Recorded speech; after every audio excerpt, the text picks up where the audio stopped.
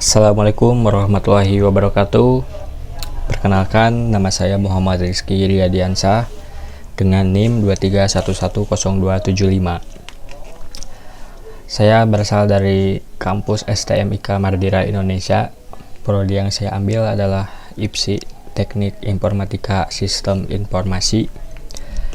Di video kali ini saya akan membahas sebuah studi kasus yang berada di dalam mata kuliah etika dan profesi. Nah, di mata kuliah etika dan profesi ini kita disuruh untuk mempelajari etika profesi di dunia informatika. Apa saja etika profesi yang ada di dunia informatika? Nah, di sini saya diberikan studi kasus dari dosen saya, di mana studi kasusnya itu seseorang, sebut saja Abdul namanya, mengunggah foto-foto pribadi teman wanitanya atau bisa dibilang pacarnya ke Facebook atau misalkan ke IG. Teman wanitanya menggunakan ponsel milik teman wanitanya itu sendiri. Semuanya dilakukan menggunakan akun dan sandi yang benar, bukan hacking. Nah, bagaimana ini dalam pandangan sebuah etika profesi? Secara teknis tidak melanggar atau disebut hacking, tidak hacking, tetapi secara etika tetap bermasalah. Analisis kasus faktanya adalah Abdul menggunakan akun dan password yang sah. Kedua, tidak ada peretasan sistem karena Abdul masuk ke akun Instagram perempuannya itu menggunakan akun dan password yang sah. Jadi tidak ada peretasan sistem. Menggunakan foto tanpa izin pemilik akun. Intinya, aksesnya legal, tindakannya tidak etis. Dalam etika yang dinilai bukan hanya cara mendapatkan akses, tetapi juga bagaimana menggunakan akses tersebut. Etika itu berasal dari kata Yunani yaitu ethos, yang berarti kebiasaan atau karakter. Etika itu pedoman dalam bertindak secara moral. Contoh, etika dalam dunia IT. Yang pertama, tidak menyebarkan hoax. Kedua, tidak melakukan hacking ilegal. Yang ketiga, menghormati privasi data pengguna. Kode etik.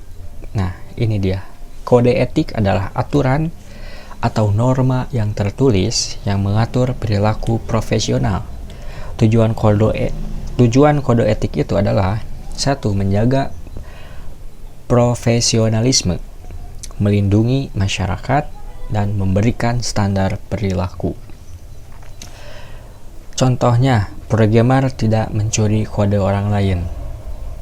Kita menjadi programmer itu kalau misalkan sudah mencuri kode orang lain itu berarti termasuknya ya kita maling ya. Kita tidak percaya dengan karya kita sendiri. Terus yang kedua ada IT support, menjaga kerahasiaan data klien. Di sebuah perusahaan kita menjadi IT support, kita juga harus bertanggung jawab untuk menjaga semua kerahasiaan data klien yang ada di perusahaan tersebut. Nah, di sini ada pentingnya etika dalam teknologi informasi. Yang pertama, teknologi berkembang cepat atau sama dengan risiko penyalahgunaan tinggi. Data bersifat sensitif, butuh tanggung jawab.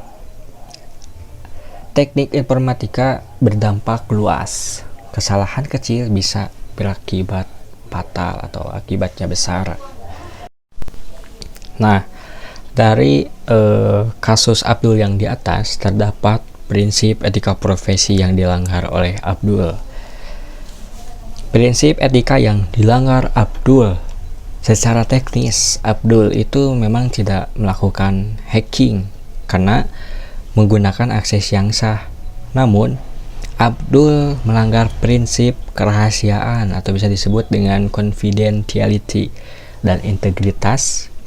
Ia menyalahgunakan kepercayaan orang lain untuk mengakses data pribadi dan mengunggahnya tanpa izin pemilik akun tersebut. Nah, yang kedua, ada prinsip-prinsip etika profesi. Beberapa prinsip utama dalam etika profesi khususnya IT meliputi 1. Tanggung jawab, melaksanakan tugas dengan dampak yang positif bagi masyarakat tentunya. Terus ada keadilan, tidak memihak atau merugikan pihak dalam penggunaan teknologi. Lalu ada otonomi, menghormati hak individu atas data dan privasi mereka. Yang terakhir ada integritas moral, memiliki standar perilaku yang jujur dan profesional. Lalu, mengapa prinsip tersebut harus dijaga? Karena salah satunya adalah menjaga profesionalisme agar dunia IT tetap dipercaya oleh publik, melindungi masyarakat, mencegah kerugian akibat penyalahgunaan data sensitif. Lalu ada meminimalisir resiko. Teknologi berkembang dengan cepat sehingga butuh batasan moral agar tidak berdampak negatif yang sangat luas, secara luas. Lalu contoh kasus pelanggaran prinsip bagaimana pelanggaran tanggung jawab itu sudah tentu menyebarkan berita bohong atau hoax yang memicu perpecahan masyarakat. Lalu ada pelanggaran kerahasiaan. Seseorang IT support yang sengaja membocorkan basis data klien ke pihak luar itu sangat merugikan sekali. Lalu ada pelanggaran integritas. Programmer yang mencuri atau menduplikat kode orang lain untuk kepentingan pribadi atau keuntungannya. Lalu yang terakhir ada pelanggaran privasi. Seperti kasus Abdul, mengakses akun orang lain itu menyebarkan foto-foto pribadi tanpa izin. Itu adalah termasuk dari pelanggaran privasi. Nah, dari kasus Abdul yang di atas tadi, kita bisa menyimpulkan bahwa inti dari pelanggaran etika dan profesi tersebut adalah meskipun secara teknis Abdul tidak melakukan peretasan atau hacking karena menggunakan akun dan kata sandi yang sah, tindakannya tetap dianggap tidak etis. Hal ini dikarenakan dalam etika profesi yang dinilai bukan hanya cara mendapatkan akses, tetapi juga bagaimana tanggung jawab kita dalam menggunakan akses tersebut. Saya Muhammad Rizky Riyadiansyah, kurang lebih seperti itu yang bisa saya sampaikan mengenai etika dan profesi. Kurang lebihnya minta mohon maaf. Wabillahi taufiq wal hidayah. Wassalamualaikum warahmatullahi wabarakatuh.